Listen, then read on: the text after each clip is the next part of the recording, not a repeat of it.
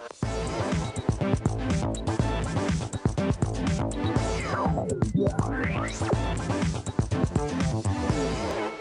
and welcome to Tuesday's show. Coming up, teaching on the train, and you tell us about your favourite beaches.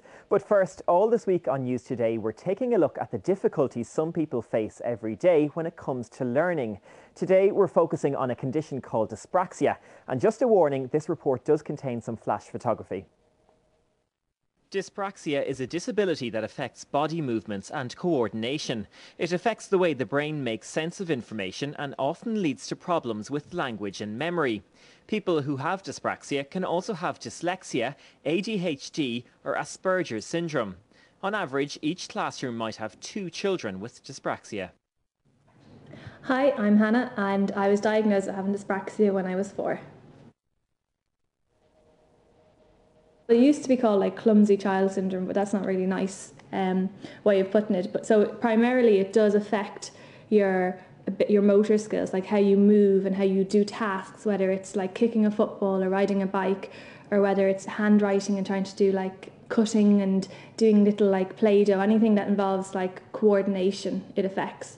I found it difficult to like eat with knives and forks. I didn't have the ability to manage and coordinate the movement. I was very messy. I liked wearing baggy clothes and I kept falling over a lot. I have a scar there actually because I split my head open a few times. It's just the brain is programmed differently. So I was always very creative and very in touch with like how things smelt or sound or felt. I'd be in the middle of maths and I'd see a bird and I'd say, oh, I wonder if that bird has chickens, and maybe the chickens like want food and they maybe eat worms, and then maybe worms if you go fishing, and then suddenly my brain would be thinking about 101 things, and then all of a sudden I haven't done my maths question. If you have poor spatial awareness, when you try and put a word down, it kind of ends up getting big letters, small letters, and top of the page and the bottom of the page.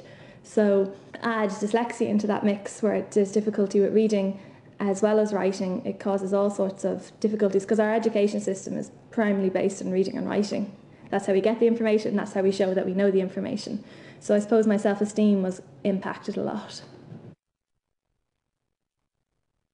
I did a degree in London in performing arts, and obviously from that I do a lot of acting and physical theatre and stuff, which I really like, because you just get to communicate with your body, which is very interesting, because I was someone who's quite clumsy and didn't like people brushing my hair or touching me. And now, as you've seen earlier, makeup artist and everything, it's fine.